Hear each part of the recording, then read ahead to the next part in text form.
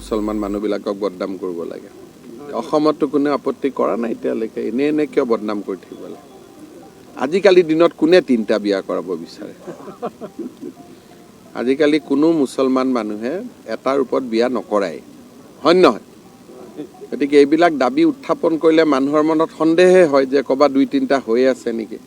কিন্তু মইতো এইবাৰে আমি যিবোৰ জৰীপ চলি আছে, আজিকালি মুছলিম মানুহৰ মাজত 3টা বিয়া কৰা 2টা বিয়া কৰা বহুত নায়ে বুলি ক'ব পাৰি।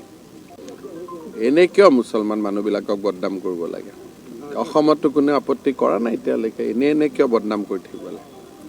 আজিকালি দিনত কোনে 3টা বিয়া কৰাব বিচাৰে? আজিকালি কোনো মুছলমান মানুহে এটাৰ ওপৰত বিয়া নকৰাই, হয় নহয়?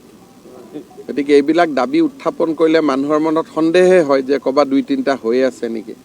কিন্তু মইতো এইবাৰে আমি যিবোৰ জৰীপ চলি আছে, আজিকালি মুছলিম মানুহৰ মাজত 3টা বিয়া কৰা 2টা বিয়া কৰা বহুত নায়ে বুলি ক'ব পাৰি। এনে কিয় মুছলমান মানুহবিলাকক বদনাম কৰিব লাগে? অসমত